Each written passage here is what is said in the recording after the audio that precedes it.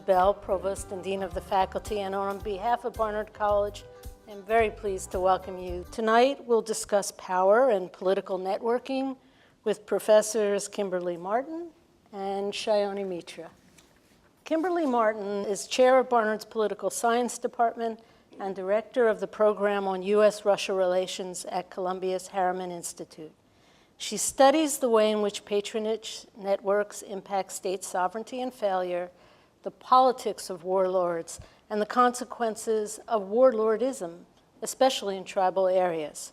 She has had numerous articles published which discuss Russia's influence in the West, and she teaches several courses on international politics. Professor Shyona Mitra is an assistant professor of theater with an academic focus on non-Western performance and gender and feminist studies. Her work explores the ways in which different configurations of power influence political theater and focuses on bridging the gap between theatrical forms in the global North and South and encouraging the connections between pedagogy and praxis. She has received several awards, including being named the Global Symposium Faculty Fellow to Mumbai in 2012, and is affiliated with the Barnard Center for Research on Women. So while they work in very different disciplines with certainly different approaches, both Professors Marten and Mitra engage with the issues that emerge when government officials interact with each other within the context of foreign policy decision-making and international relations. Let me begin with you, Professor Mitra. I want you to talk about the philosophy or the theory that grounds your work. The way I think about my work in sort of this intersection of politics and theater is, when do theatrical practices become useful within larger political sort of practices or identities? And the way I think of it is often that this ability to tell stories is fundamentally a political act. Who has the voice, who has the space, who has the audience for it? And so it gives, to my mind, it is a way of shaping political discourse that's from the ground up, that's much more grassroots. The more repressive the regimes, often the more proliferation of political performances. So is political theater more reactive than proactive? That's a really good question. I would say that this is what changes, depending on the regime. When the conditions of art making are under duress, I think they can be reactive. And then they're thinking about how are we alluding to political leaders or regimes or a rights-based discourse as it is under attack. Professor Marten, let's start with your work on warlords. Tell us about the work, who they are, how they operate, what kind of leaders they are. This originated for me in my book that came out in 2012 called Warlords, Strong-Arm Brokers in Weak States. And what warlords basically are local leaders, local power brokers, who stay in power by a combination of patronage and force. And so I've studied warlordism in everywhere from Afghanistan and the Pakistani tribal areas to who the US was working with in the Sons of Iraq program during the Iraqi invasion. And most recently, I was looking at warlordism as potentially being emerging in Ukraine. And so one of my concerns is that as a result of this conflict between Russia and Ukraine, you're going to have warlordism being reinforced on both sides because it already existed in parts of Russia and it's now coming to the forefront in Ukraine. So warlordism is reactive. It is reactive to opportunity. I think that there are always human beings around who are willing to use patronage and force to get their interests met. I'm aware of the fact that you've written recently a special report for the Council on Foreign Relations on how the Trump administration might reduce tensions with Russia. One of the things that I recommended more than anything else is that we need to restore the arms control regime that was there in previous decades, and that we need to work on military-to-military relationships to try to tamp down tensions that might arise. We've really seen a complete collapse of arms control in recent years. And it started, I think, in 2001 and 2002, when the United States unilaterally unilaterally withdrew from one of the most important arms control agreements of the Cold War era called the Anti-Ballistic Missile Treaty. There was no effort at that time to try to negotiate a change treaty with Russia to any significant extent. But now we see that Russia has withdrawn from the European-related arms control and troop control activities. And the most scary thing going forward is it looks like the Intermediate Nuclear Forces Treaty is on its way out.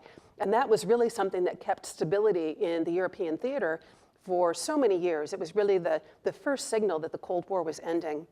And if that's now going by the wayside, it's going to mean that there is a real possibility of nuclear crises erupting in Europe again in the near future. What do you predict about the future of the Trump-Putin relationship? President Trump's advisors are much more hawkish towards Russia than he is.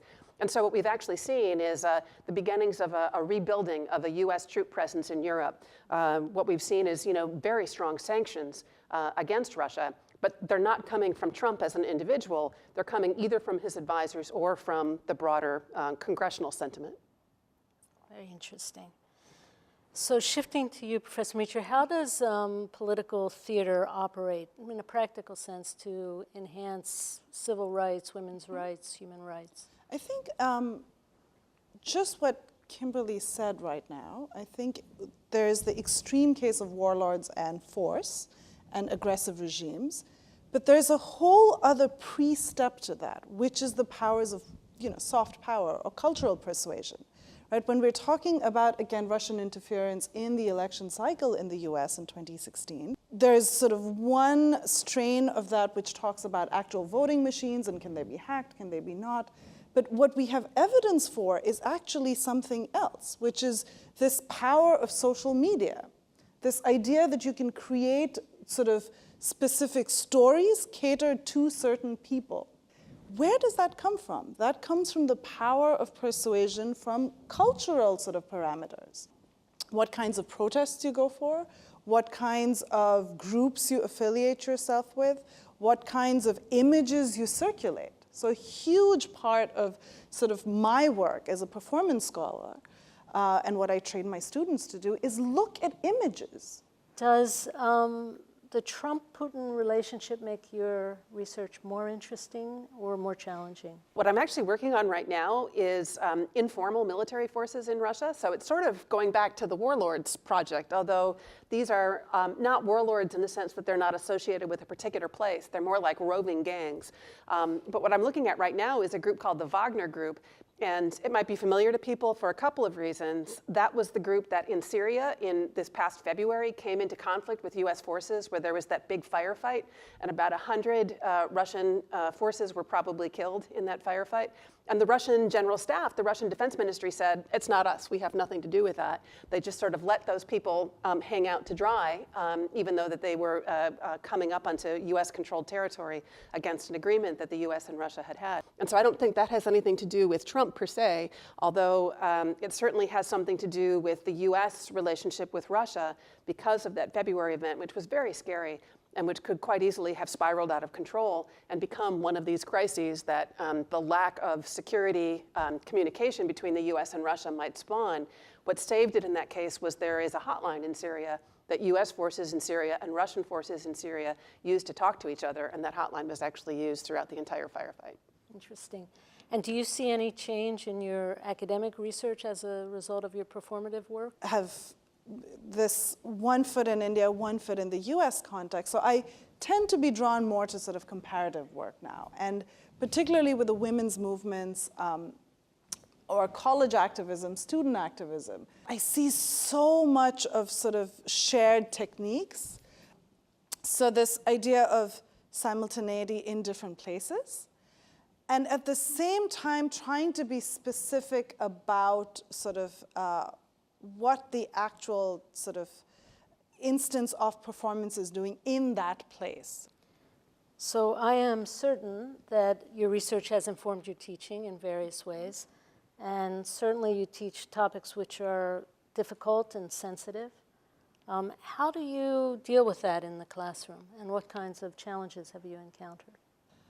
I will say, I teach a class called Performing Women, and each semester I tell my students that even though I don't intend for it to become that way, it often feels like a very close, supportive community, as much as it is sort of an intellectual space. It's a really wonderful community where students are involved in so much more than I would even sort of have access to, that it becomes a fundamental part of my teaching and pedagogy to think about all the different ways in which art or performance is being practiced, both historically, but as much in the current moment.